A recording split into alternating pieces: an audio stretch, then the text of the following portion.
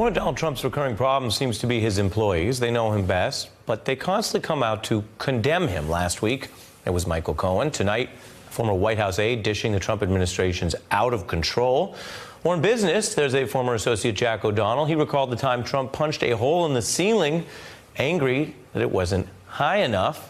Well, Mr. O'Donnell joins me tonight, the former president of Trump's Plaza Hotel and Casino in Atlantic City, a property that made a lot of money before ultimately going bankrupt. Critics say Trump left others holding the bag. Atlantic City, I made a tremendous amount of money in Atlantic City. Atlantic City, you're using that. Hundreds of companies that I've opened have thrived. Atlantic City, you read about Atlantic City. I made a lot of money in Atlantic City. I mean, I made a lot of money.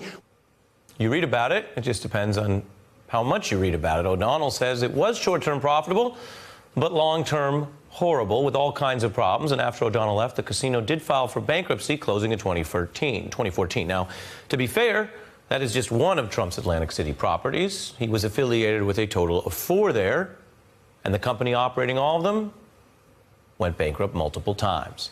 With me, as promised, is Jack O'Donnell, the author of Trump, the inside story of the real Donald Trump. Thanks for being here. Great to be here, Ari. Thanks for having me.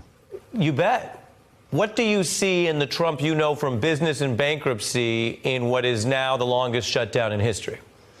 Well, he's negotiating very similar with today with what he did with his banks. He has a strategy, number one, which is see if you can get your opponent to negotiate against themselves. So say very little, and the little that you say would be no, no, no. And that's what he's doing first off. Because that negotiating 101, if you can get your opponent negotiating against themselves, constantly making offers, you're in a position of strength. The other thing that he tries to do is he becomes agreeable at some point because he's very good at the back-end negotiations. And what I mean by that is he makes deals sometimes that he has no intention to keep. And then after he reneges on his deal or he defaults on his notes, he then pits the lawsuit against the individual and they wind up settling. Right, and it's easy, to your point, it's easy to agree on a price if you don't intend to ever pay for it. That would seem to be in this situation impinging the shutdown on the workers. Let them pay for it for however long. What do you think about his view of negotiating with Speaker Pelosi? Do you think anything about her bothers him? Oh, I think it's very perplexing for Donald to have a woman sitting across the table on such a big, visible issue.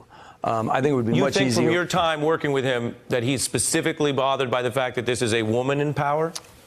Oh, absolutely. He was very sensitive even to promotions of women within the organization.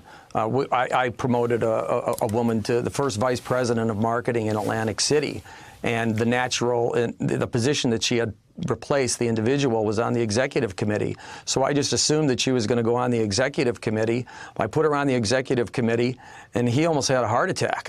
He was like, I have a woman on my executive committee, and it was troubling for him. So I've seen it firsthand, and of course today we've all witnessed his comments, his sexist and misogynist comments. So he hasn't changed, over the years, Ari, not at all.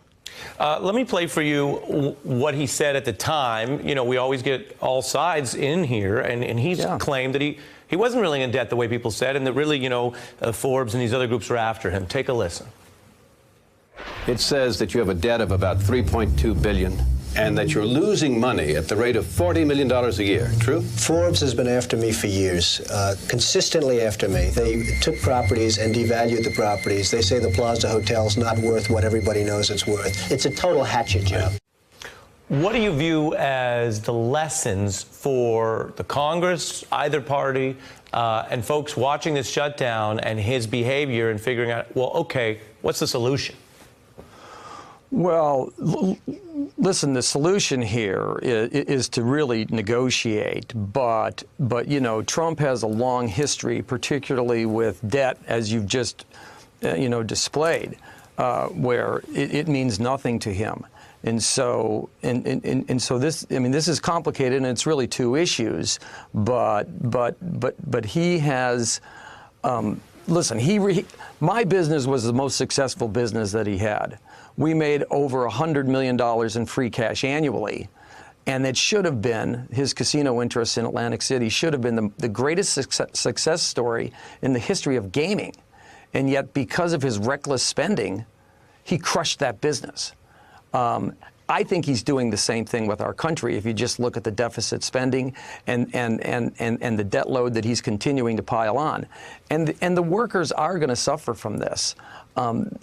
He will take advantage of this opportunity, in my mind, because I don't think he's really believed in the infrastructure of the government for a long time. But you think Speaker Pelosi, bottom line, can't fold on the hostage taking and the spending? Well, I think she can't fold on this. I think she's got to stay tough with him. And just stick to her guns. Now, I think she should compromise to some extent, and I think she needs to start talking his language. I think if you start, because listen, Ari, you know this better than anybody. A perception is his reality, and if they can carve a way to get a perception that he's getting what he wants. Give him some kind of off-ramp so that the workers can get paid and the government can open. Yeah, even through contingencies of some sort or performance issues in the future, but get these people paid, I think he will go for it. I think he will move if they start to talk his language a little bit. We're out of time. My last question is, did he ever get Mexico to pay for any of the buildings you guys built? No, I don't believe so. No, I just wanted to check, because I know there's some confusion about that. Jack O'Donnell, thank you for your unique insights, having been there. Hey, I'm Ari Melber from MSNBC. You can see more of our videos right here, or better yet, subscribe to our YouTube channel below. You could have been anywhere in the world, but you're here with us, and we appreciate that.